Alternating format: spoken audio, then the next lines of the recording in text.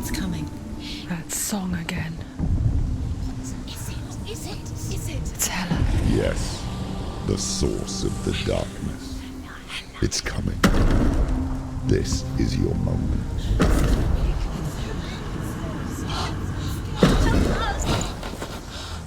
I'm sorry. I can't watch this. What are you doing? You're showing weakness. You're not a warrior. You're a disgrace. The gods will punish you for this. Pick up the sword. Pick it up. Fight the darkness. Fight it. Get up. Get up. Get up and fight.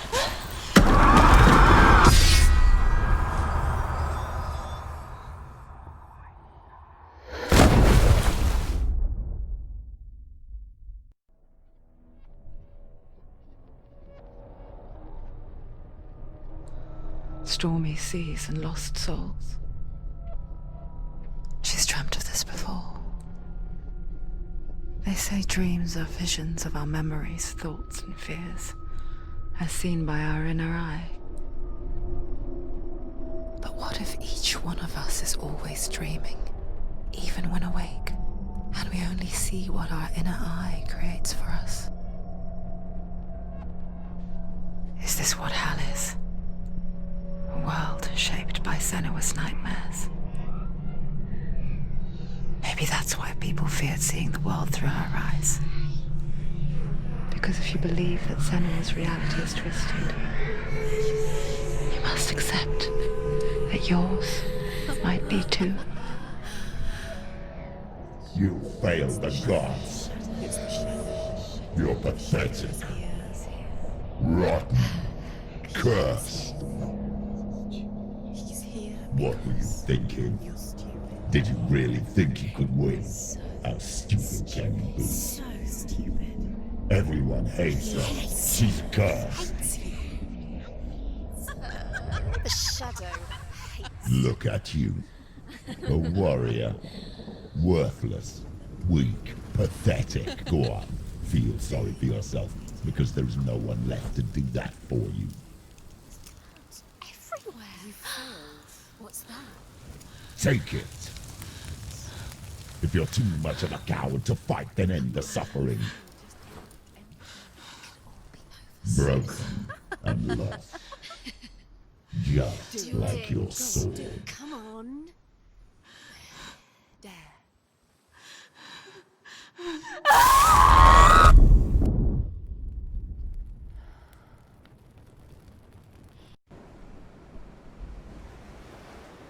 Why go on when you give everything and face that which torments you, only to find that it is worse than you could have imagined? Why go on? Is it really so weak to ask this? Or are we just so afraid of the honest answer that we do not dare pose the question? Sometimes the answer lies in a memory, a feeling, a song.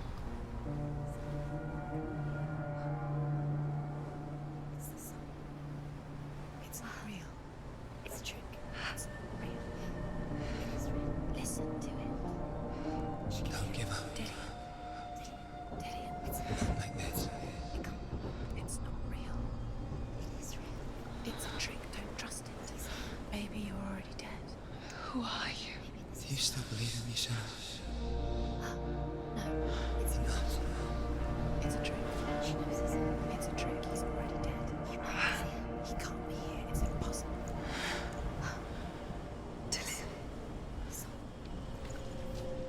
Come to me. Please. The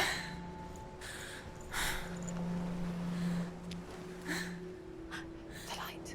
Go towards the light. It's him. There he is. It can't be him. It's just a trick. It's in your mind. No, he's here. It's in your mind. It's real. It's happening. Go towards it.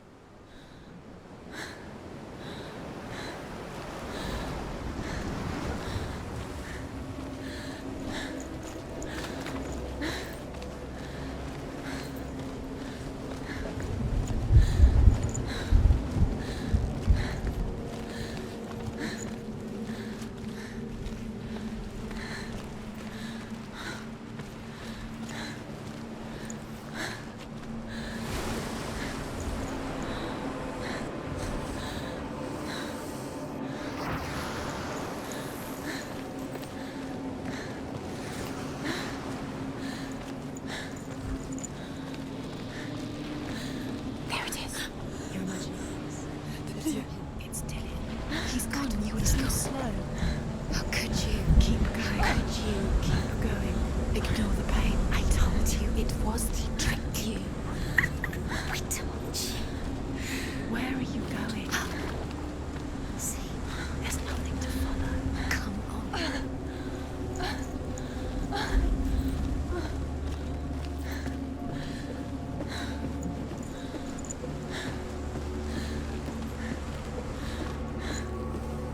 Before she first met him, she was not in a good place. Just a teenager, but not like the others. Barely functioning, she rarely left the house. Her father's in-bell made sure of that. Only occasionally did she venture out on her own, collecting firewood and herbs. Errands out in the Orkney Plains. That was her world. Like this one. Barren and lonely.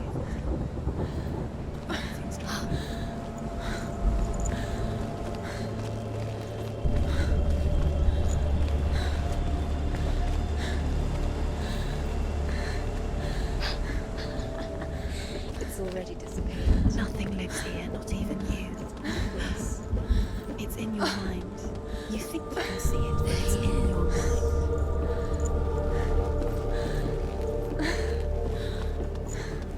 Here's the truth. There he was. The lone figure of a boy. He's there, under the tree. Sword play under the shade of a tree.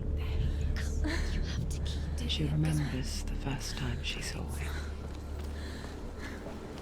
To her young eyes, he moved as if dancing. And the world danced with him. Under the tree.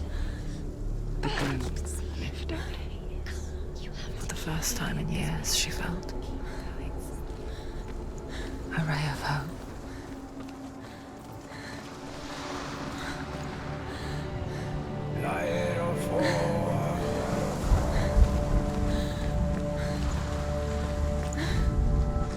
The Northmen tell of a great hero.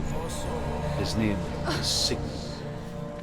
His father's hall was built around a great tree, and one day, Odin comes and thrusts a sword into the tree, a gift forever.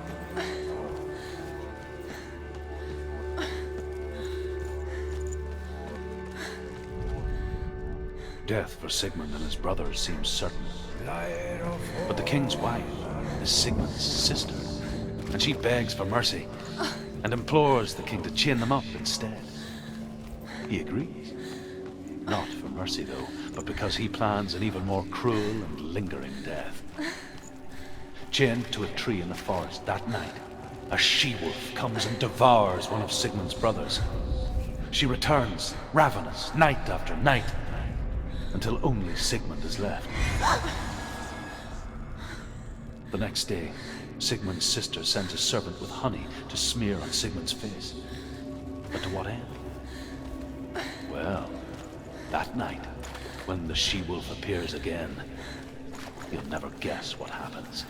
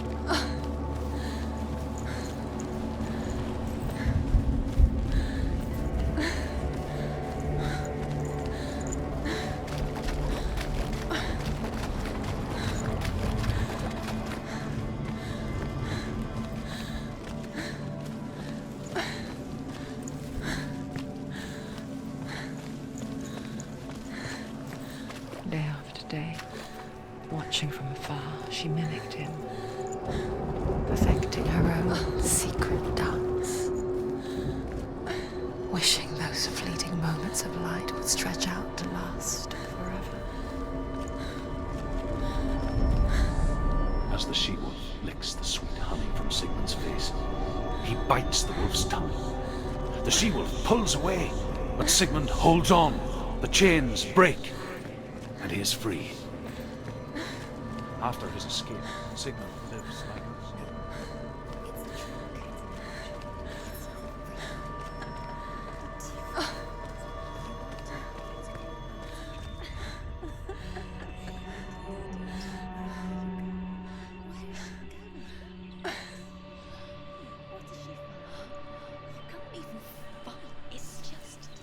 How does he so effortlessly court the world and bliss? If only she could do the same. See the world through eyes anew and dance with it, just like he does.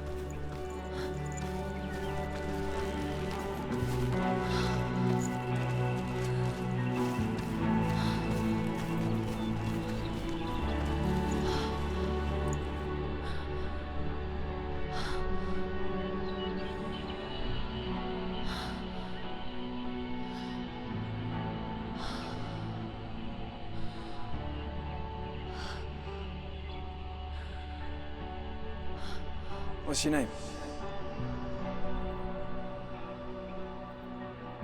Senua. I haven't seen you before. I don't leave home much. Oh, Zenua's daughter. I have to go. Wait. Who taught you to fight like that?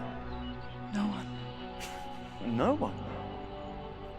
Well, I watched you, and You learnt all of that from watching me? You should become a warrior, you know.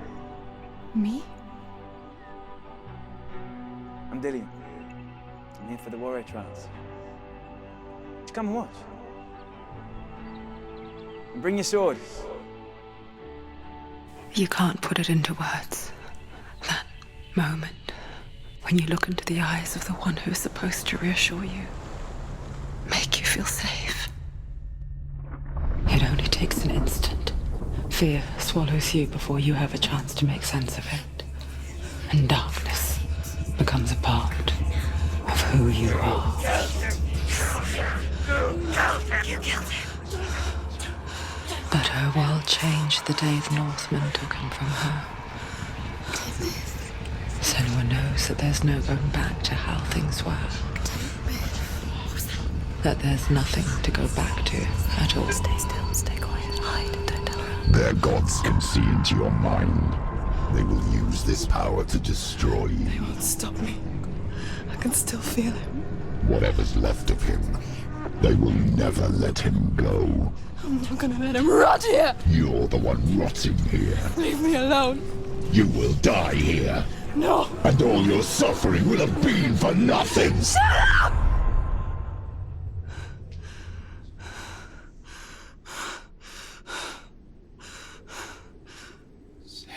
Dillian? Is that you?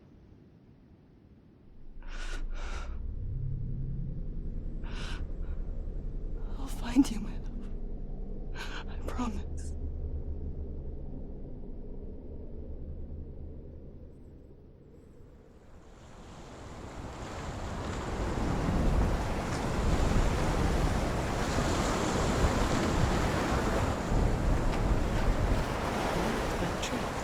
Can you see him?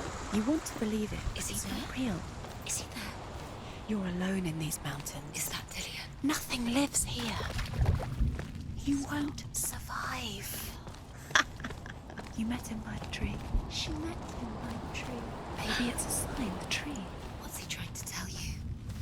He's waiting for you by the tree. Sigmund's sister trades shapes with a sorceress, and in disguise, she lies with her own brother. She gives birth to a son named Sinfjotli.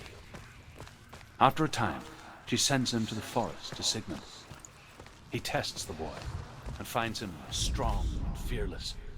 And so they go to take their vengeance on King Siggeir. But luck is not on their side. They're captured, and Siggeir has them buried alive.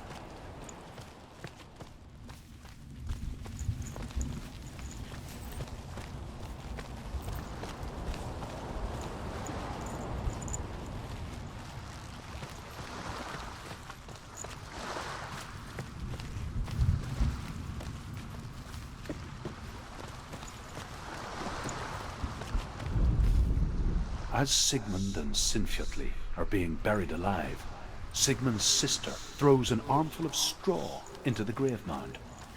Hidden in the straw is Sigmund's sword, the gift of Odin. They cut their way out of the grave.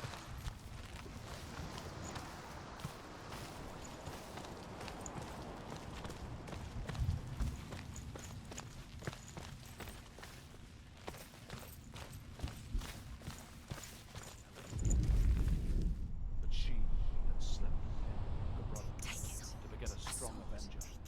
Dilly had left it for you. Take it. Take it.